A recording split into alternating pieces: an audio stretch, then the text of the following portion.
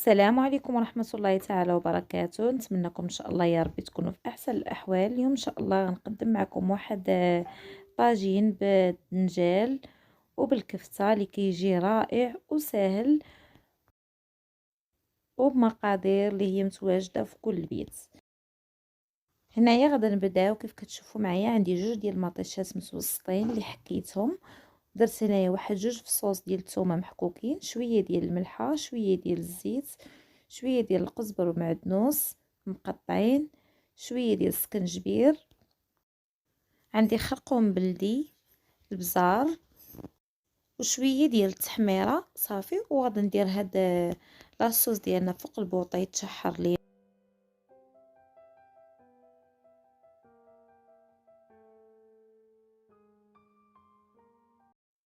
هنايا خديت شويه ديال الكفته اللي درت عليها شويه ديال الملحه، شويه ديال الكمون، زدت عليهم هنايا شويه ديال الثومه بودره كتبقى اختياريه، شويه ديال البزار، وغادي نزيد عليهم واحد شويه ديال الخرقوم بلدي مع شويه ديال السكنجبير صافي. غادي ندير شويه القزبر والمعدنوس وندير واحد شويه ديال الزيت ونخلط هاد الكفته مع هاد العطريه كامله.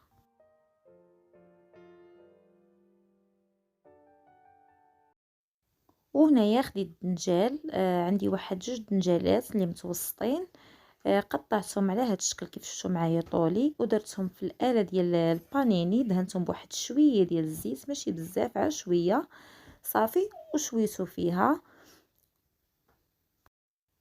صافي. هنايا كنبدا ناخذ الكفته عا واحد شويه وكنديرها من وسط من هاد الدنجال كيف كتشوفوا معايا على هاد الشكل. كنبقى غادا على هاد الطريقه حتى كنكملوا.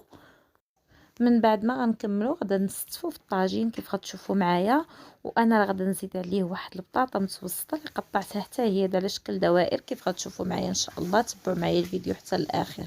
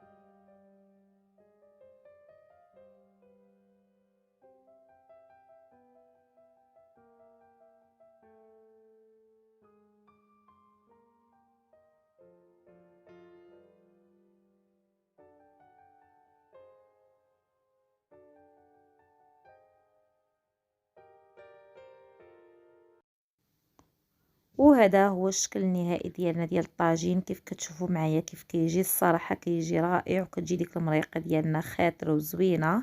نتمنى ان شاء الله يعجبكم هذا الفيديو، وإلا عجبكم ما تنساونيش من اللايكات ديالكم باش كتزيدوا تشجعوني اكثر. وشكرا لكم بزاف والسلام عليكم.